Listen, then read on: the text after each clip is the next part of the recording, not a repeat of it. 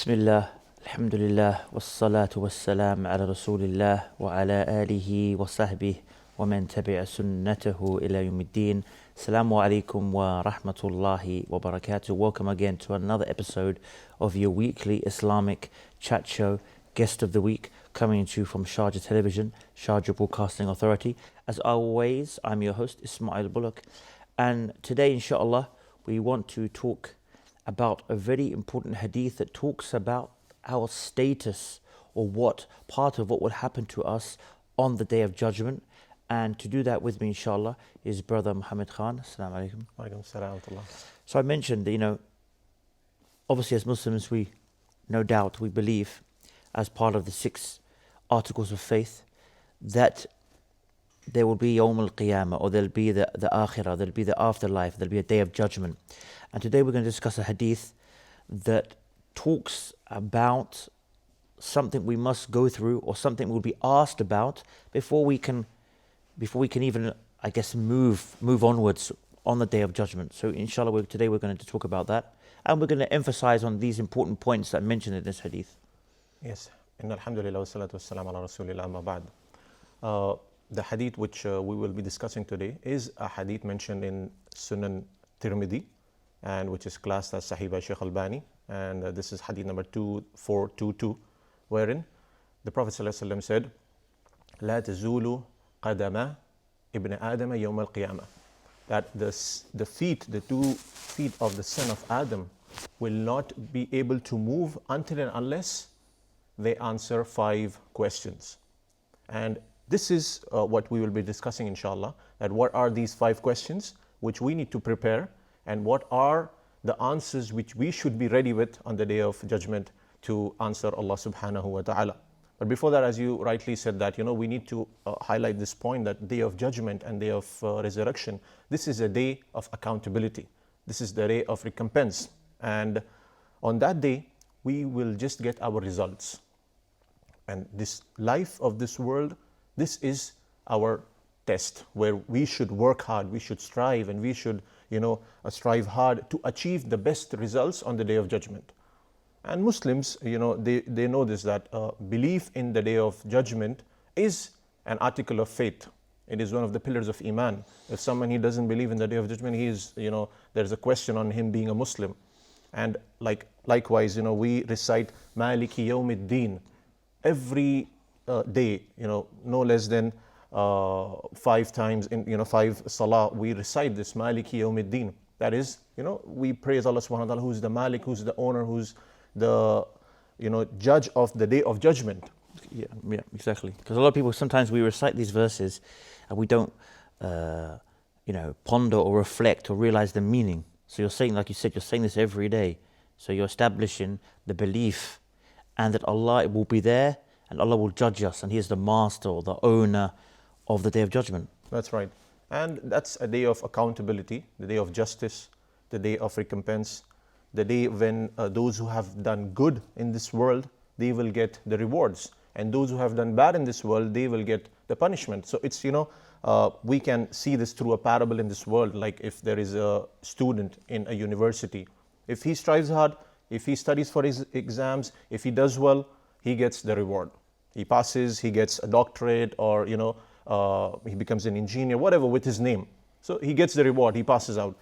For the one who is careless, heedless, and he just plays around, he doesn't care about his examination, he doesn't care about the results, then we see what is the condition of such a person. So having this similar example, we need to keep Yawm al-Qiyamah as our focus, that on that day we will be given the results.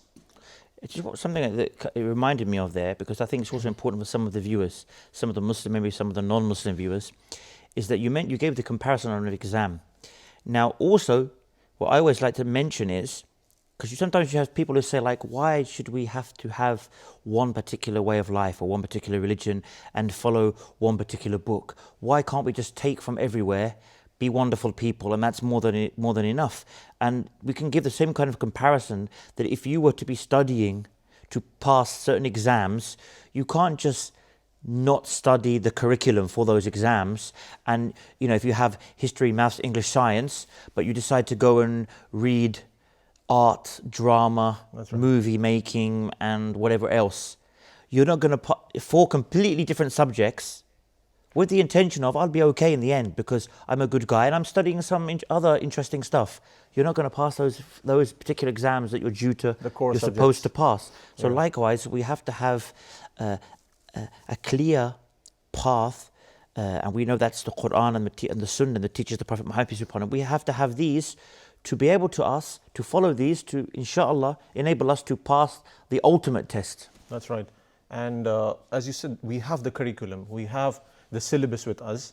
Our Creator, our Khaliq, our Malik, He has given us the syllabus, that's the Quran and Sunnah, as to how to live your life. It's a complete way of life, it's a complete code of conduct, that what are you supposed to do and what are you not supposed to do. And in fact, we have the questions in advance with us. Like, what are the questions which will be asked? I mean, if we see technically, it's making it easy for us, to prepare, because if anyone, he gets the questions in advance, he will be the most happy person in this world. He'll say, like, this is a great blessing. I can easily pass my university exam. I can easily pass my whatever he or she might be doing. So similarly, we should consider this to be a ni'mah from Allah subhanahu wa ta'ala, that He has already told us what questions will be asked, so that we can likewise prepare for them, appropriately, inshallah.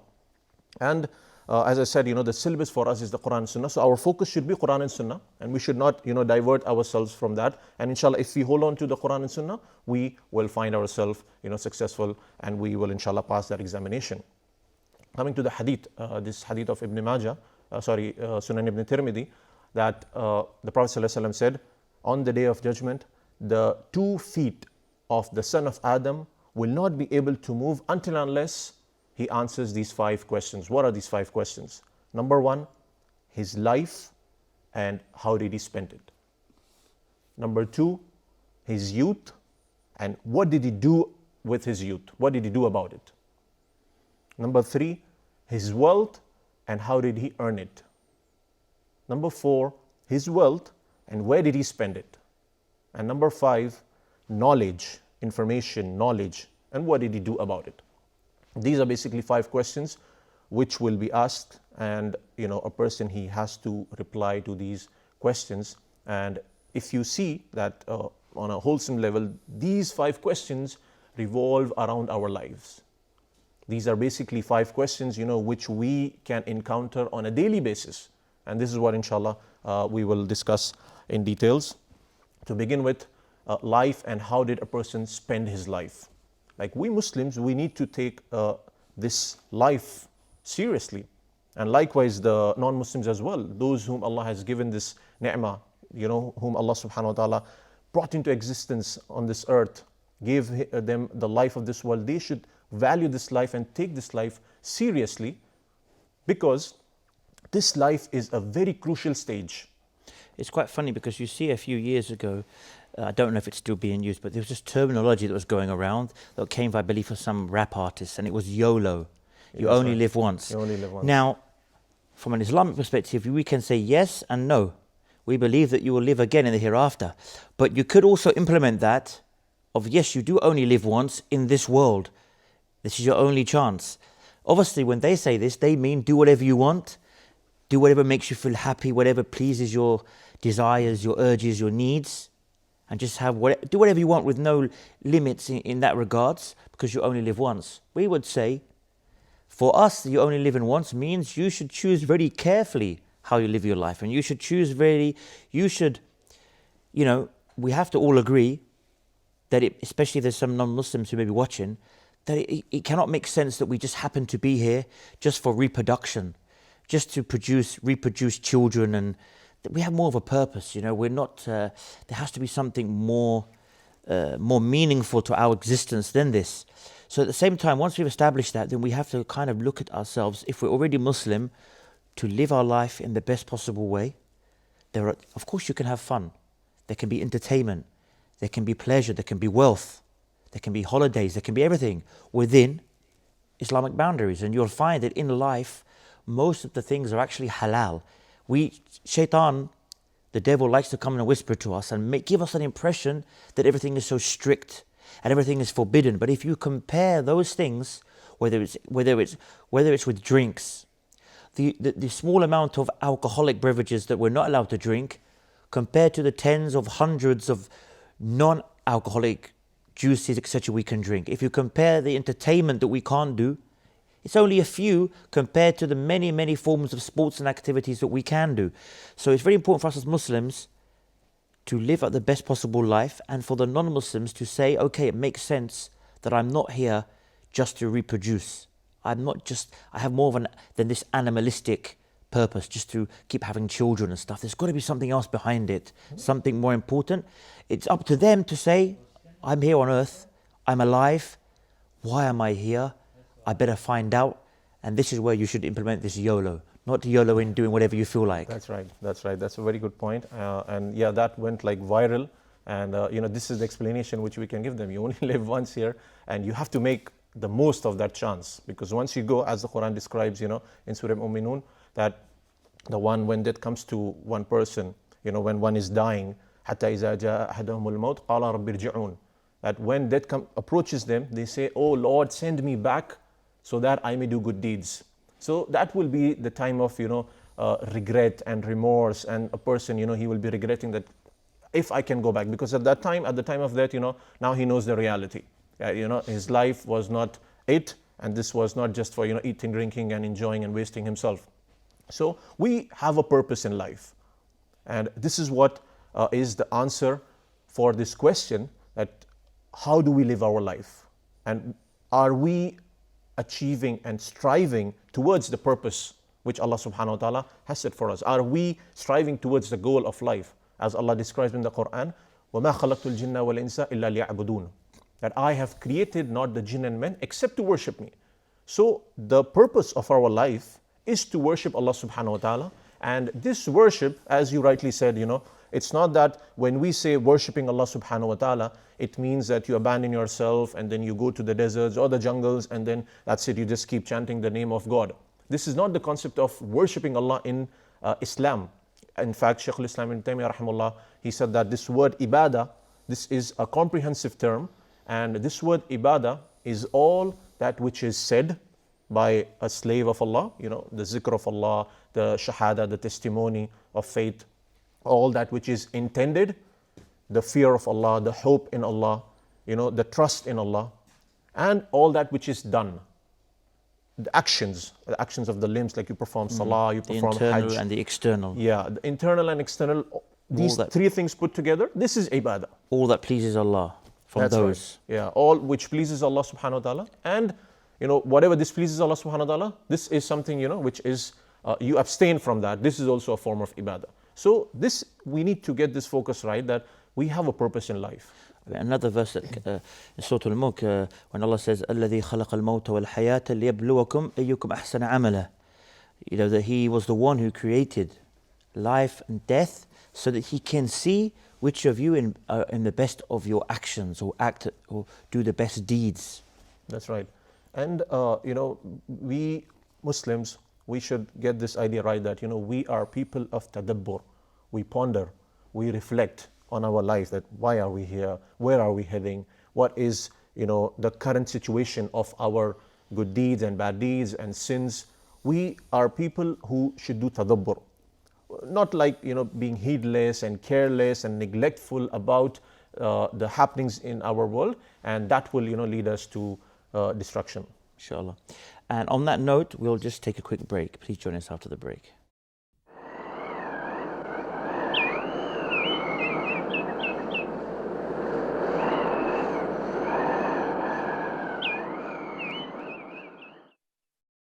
Assalamu alaikum and welcome back. Now, Brother Mohammed, just before the break, we were emphasizing on the importance of life and to live your life in the best way and to recognize that there is a purpose in life.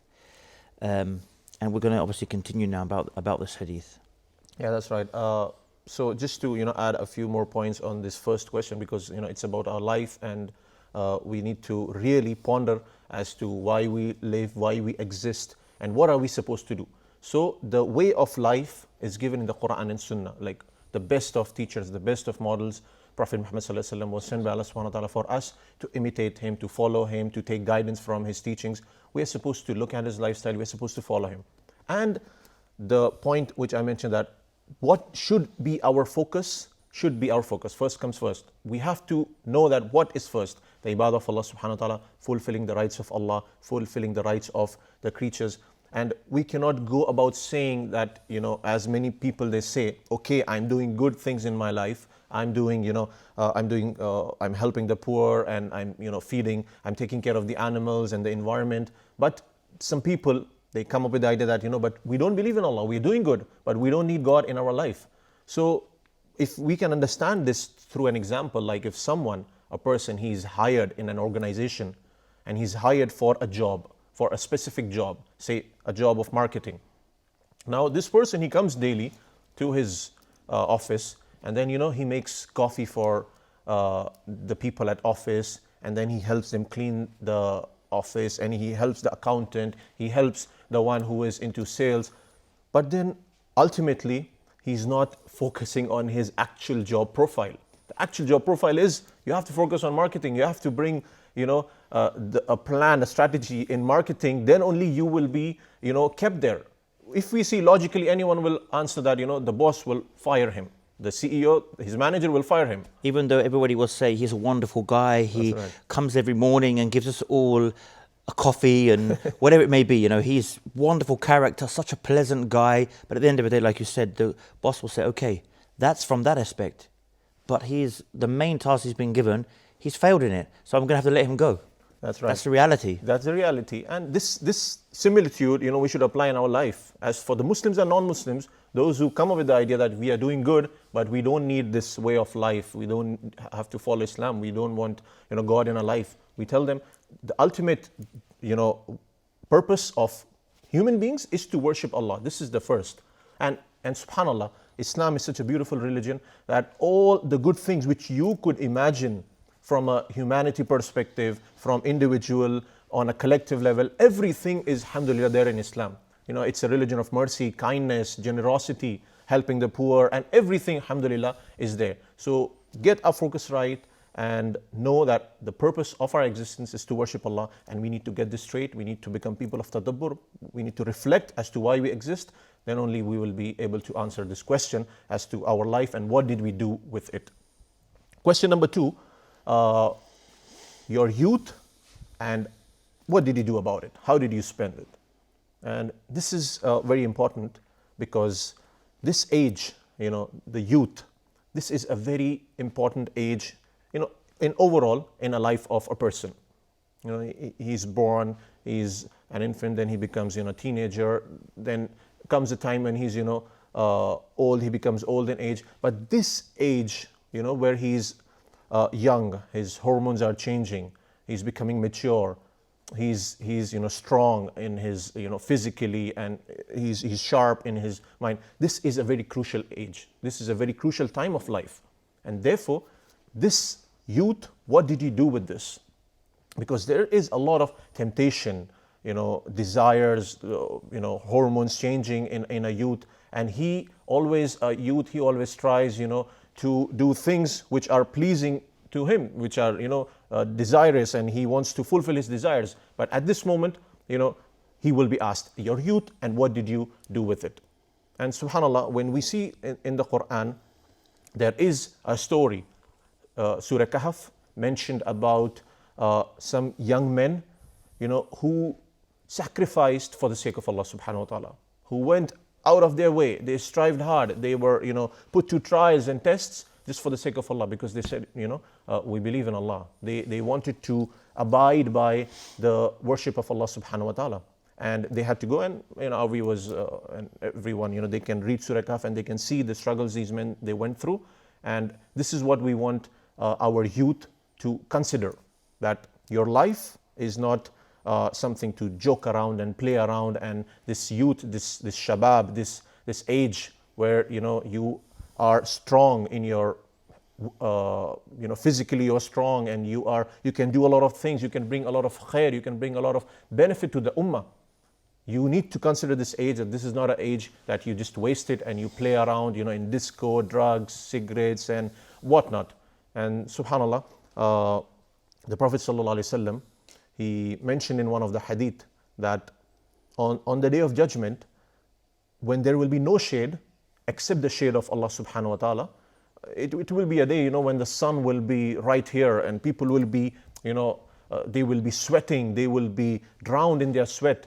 On that day, Allah subhanahu wa ta'ala will shade 7 people, and one of them is a young man, is a youth who worshipped Allah subhanahu wa ta'ala at this crucial age. He worshipped Allah subhanahu wa ta'ala at this age. So consider this fact that youth is your age. This is an age where you can maximize the outcome. You can maximize your worship. You can do a lot of things. And go and check out those who are old, those who are, they have maybe crossed, their age where they were healthy, they could do a lot of things. If we go and check out these people, we will realize that, this is a big blessing from Allah subhanahu wa ta'ala. Not to forget that, of course, as we mentioned previously, that there is entertainment. There is, you can do your education, you can make a career, you can, become an entrepreneur or whatever you want to become, a doctor, engineer. But your youth, abstain from the sins and focus on the purpose of your life. Try to do things, try to bring something khair for the ummah, for yourself, for your family, for the ummah, for your society. Try to make a plan, try to make a strategy that what can you do for your family, for your society, for yourself, and take care of this age, because in this age you can do a lot of good things which you might not be able to do when you become old. I mean, even when it comes to things like the memorization of the Quran and other aspects of the religion, we know that generally people would say to you, the younger you are, the more your mind is susceptible to keeping this information. So this is also a time for someone to take time to learn the Quran. And there can be, like you said, there can be a balance. You can still spend time to learn the Quran every day and still have fun, play football or whatever it may be that you want to do for entertainment. But you can at least, just like now people spend hours on the various games, consoles, instead of spending, in reality, many of them do spend 8 hours every day after school. For example, 4 to 8 hours.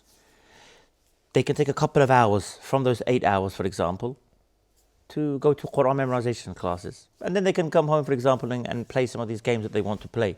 And it's important that even though we're young, yes, you can have fun. People say, I'm young, let me have fun. But again, we mentioned within limits. And we see that even in the time of the Prophet ﷺ, some of the Sahaba were young men. And of course they had fun. Of course they still had youth or, youthful characteristics and playfulness about them. But at the same time, they had seriousness. We know that Mu'adh ibn Jabal was sent to Yemen to call the people to Islam, and he was 17 years old. So we can still see that there can be a balance between being young, but still having doing something meaningful, doing something with purpose, doing something that will get you great reward. And this doesn't mean that you're becoming like an old man. That's the problem now. People have associated being religious with being old and boring. That's right. There can be a balance. That's Alhamdulillah, many of us, I became Muslim when I was 14. I've never felt that I've had a sheltered, boring life because I've been a practicing Muslim and I don't go pot clubbing and drinking and stuff and all that, but I'm so sheltered and what a boring life. I've had a very, alhamdulillah, a life full of various sportful activities, and I've never felt that, so deprived because I couldn't go clubbing, when I can do so many other completely halal things. At the same time, I can study the religion, I can attend classes.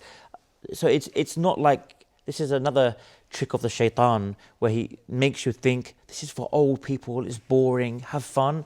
When you become 40, 50, then you can do all this stuff. When the reality is, will you live that long? And what says when you become accustomed to not doing it, you'll be automatically be able to switch. You may become so accustomed to doing certain things that you can't give them up. And you can't make that change that you said years ago, when I'm 40 or 50 and I'm an old man, I'll pray 5 times a day and I'll be a good guy. And you may not even live that long, or you may not be able to get out of those bad habits, and you may end up living your whole life like that, and then ultimately regretting it when there is no use of regretting at that time. That's right. And the tip for the youth is that you need to consider that you are not a kid, because this is one of the problems, which is stopping the youth from getting mature, from doing something productive.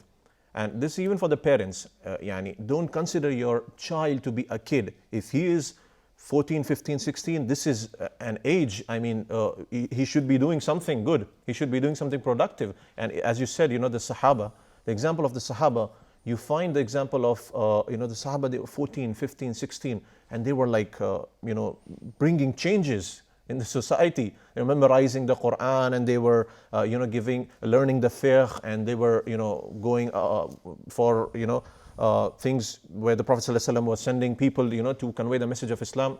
This is what we should get in our mind, that, I'm not a kid anymore, and I need to properly strategize my life. There has to be a strategy for me, and I need to get out of this. And for that, one has to, as you said rightly, that associate yourself with good people in Quran classes, in Islamic centers, visit the masajid, keep a good bond with the imam of the masjid, and talk to people who are coming for the masjid. When you visit, when you go for your fard prayers, Fajr, Zuhr, Asr, you will meet people. So try to, have this bond, and try to be in an atmosphere, which brings khair, and with good people. Because this is a very big problem, that even, like I've seen some youngsters, they want to be good Muslims. They want to, do something good and productive. They want to give da'wah, they want to learn Islam, they want to practice Islam. But because of their companionship, because of the friends, the type of friends they have, the type of companions they have, in their neighborhood or in their university, in their colleges, they are, taken a step back, or, they are kind of, pulled back from bringing that change and from doing that productive, whatever they wish to do. So keep yourself associated with good friends, and this is very important. Like, hopefully you have done an episode on this. People can find that on Friends, that it's very important to keep good company, and this is especially for the youth. If you want to safeguard your youth, it's very important that you keep good friends. As the Prophet ﷺ said, "Ar-rajulu ala dini khalili," that a person is upon the way of his friend. So there is this, influence happening. If you have a good close friend, person is upon the way of his close friend. If you have a good close friend, you will take something from him, and you will give him something. This phenomena will take place. Those who say, no, nothing happens. My friend, he smokes cigarette, he drinks, but I wish to go to pray and wish to go to Islamic courses and lectures. This doesn't happen. This is not how you can describe this. This phenomena will take place. You will get some bad habits. Maybe the way he speaks, the way he looks at haram things, or so. Similarly, you need to make sure that you have a good companionship, you have good friends around, and you associate with people, those who are good. So inshallah, this will help you be productive, and this will protect you from committing sins, inshallah. On that note, we'll just go for a short break. Join us inshallah after this break.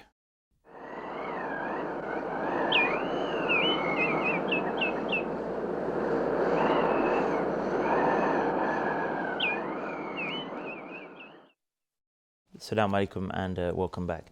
Just before we finish on the topic of youth, you mentioned about the companionship and the effect, and it reminds me of that famous hadith where the Prophet ﷺ said that the likeliness of a good companion is like the seller of perfume. That either he will give you some of his perfume, or when you leave from him, you'll leave smelling nice. There'll be some after effect of this perfume on you. So either you'll leave with the perfume itself, or you'll leave, the minimum you're going to leave with is you're going to be smelling nice. Some effect of the smell is going to be on you. And then he said the example of the bad companion is the likeness of the blacksmith. That either, your clothes will be completely, either you'll smell of that burning, smoky smell, or the very least is you're going to get affected by some of the sparks that come off and may leave burns on your clothes, etc. So he gave an example like this. So no matter how much you say, I'm a really good guy, but I'm hanging around with these guys who do all these various bad things and things that aren't good, it's okay because I'm a good guy. It's going to have some effect on you. The very least is you're going to leave where it's left something on you. And whether or not it affects you immediately, it will affect you in the long run. So that is a very important part of, and how many times we see guys who are very good and they go in with that concept. Sometimes it can work where you say, I will try and some people may be very influential on others, and they may have an overwhelming character where they're like natural leaders, where people like to follow them. But there's a few of those people. They're not the average. So as a general rule, you shouldn't go in with that kind of attitude that I will change everybody. You may be able to go sometimes to these people who used to be they're your friends, but you become a better person and you're trying to advise them, but not like this regular getting together where eventually it will have an effect on you. And I mean, I think I can speak myself from being at one stage of my life in a particular corporate environment where nobody around was you could say, nobody around me was practicing, and I noticed the weaknesses, you could say, I felt personally from being practicing was there were some areas that were declining because of the environment I was in on a daily basis from 9 to 5. So no doubt this will have an effect. That's right. So our youth, they can take this, from this episode that they need to consider their life as precious. They need to be productive, do things which are productive. Make a plan, make a strategy for yourself, like, okay, I'm doing this course, I'm doing this degree, I'll be doing this activities, inshallah, Quran memorization, visiting centers, listening to lectures, and as apart from that, even keep good company and keep good companionship. Try to, be selective, as you cannot select your father, mother, your siblings, but you can select your friends. So you have to, make that choice, and make that choice, based upon the Quran and Sunnah. Not that, someone you choose as a friend just because he's famous in the university, he has a Porsche or a Ferrari, but he's very low in his morals and character. Select a friend who's good in character, and as you said, who will bring you closer to Islam, and he will stop you from committing sins, and he will encourage you in doing good deeds, inshallah. The question number 3 in the hadith is about wealth and how did you earn it? And this is a very crucial question. It's a very essential question, very important for almost everyone, because every one of us are involved into this. All those who work, they try to, bring a family, they are going out, they are earning money, doing business, doing a job, whatever the case might be.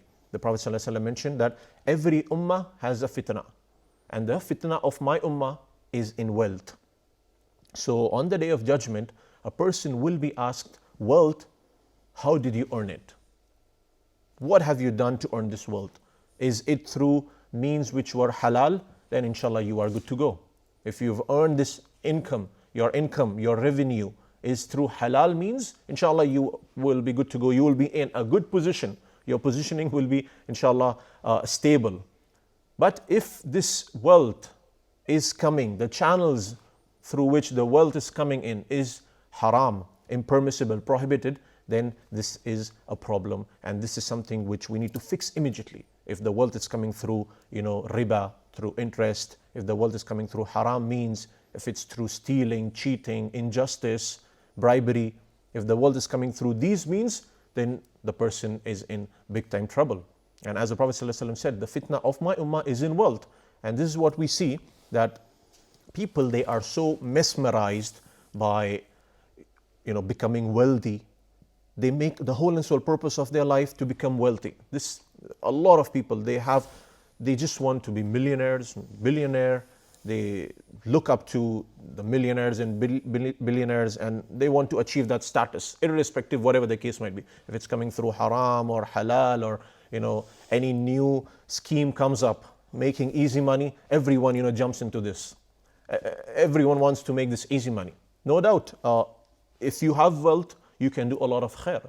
And again, when we highlight this point, it doesn't mean that you should be poor, you should not earn, you should not, if you're aiming high, this is wrong. No, this is not the case. In fact, Usman radiallahu anhu, he was wealthy, but his earning was from halal, his giving was in halal, so it was in good causes. So if you have this in your life, it's all good to go. But what we are talking about people who become mesmerized with wealth, that they don't care where is the wealth coming from and how do I earn. They don't care. It's just how much is my balance, how much has been credited.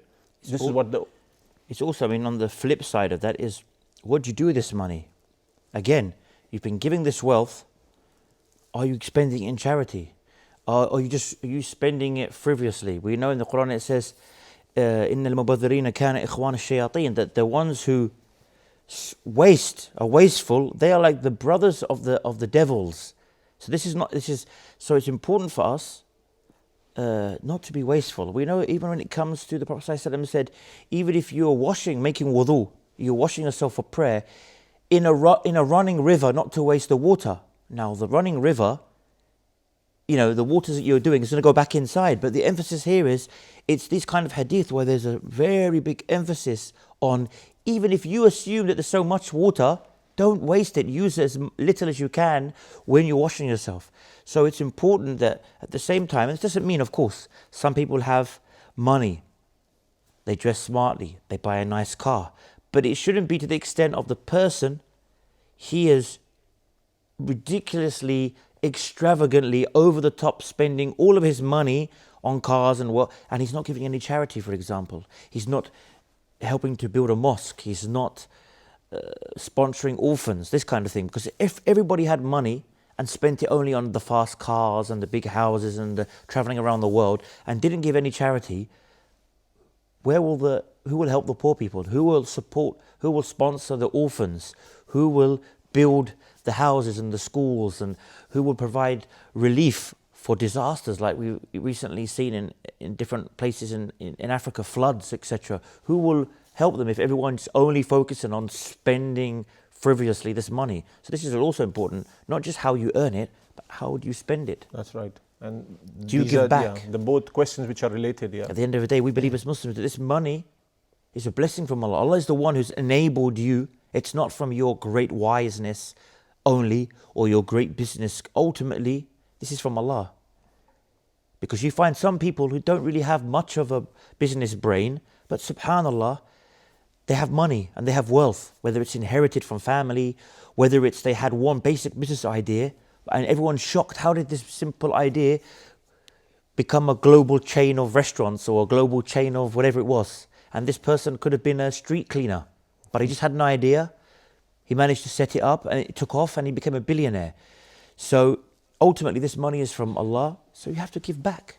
That's right. You have to think, at one stage, you may not have had that money, or you may not have that money. So while you have it, you need to give back to people who are less fortunate than you. That's right. And when we have this concept that the wealth belongs to Allah, and it is Allah who blesses us with wealth, and we are supposed to spend in good things, then we won't go towards the direction of earning it from halal, from haram sources, and spending in haram. Because we know that, as you rightly said, some people who are genius, who are very educated and skillful, still they have not made it. They have not been blessed by wealth, and this is out of Allah's wisdom. Allah is Al-Hakim. And there are some people, who have made it big, and they have empires and they have businesses, or maybe they are in positions, high positions. And they might not be that smart, as compared to others, but it's Allah. It's completely in the hands of Allah subhanahu wa ta'ala, whom He blesses with wealth, health and knowledge, and so on and so forth.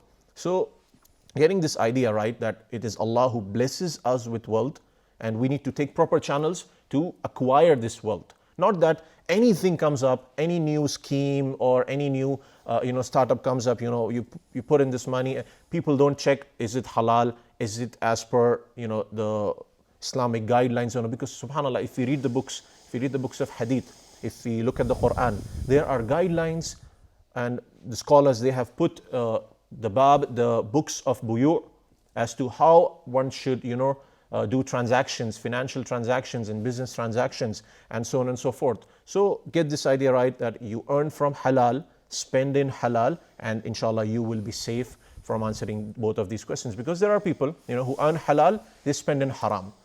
There are people who earn from haram, they spend in halal. Both of these categories won't suffice. They won't have proper answers to give as per the hadith, because they are in trouble. There is the one who earns from halal and he spends in halal. This is the one who will be successful, inshallah. The last question in the hadith, which mentions that knowledge and what did you do with it. So now this again applies to everyone, because those who are not striving to gain this knowledge about Allah subhanahu wa ta'ala, about how to worship Allah, about Prophet Muhammad sallallahu alaihi wasallam, about the Quran and Sunnah in general, how to live a life in general, they can also end up in problem, because Allah subhanahu wa ta'ala has revealed the Quran, He sent Prophet Muhammad sallallahu alaihi wasallam, He gave us guidelines, everything is there.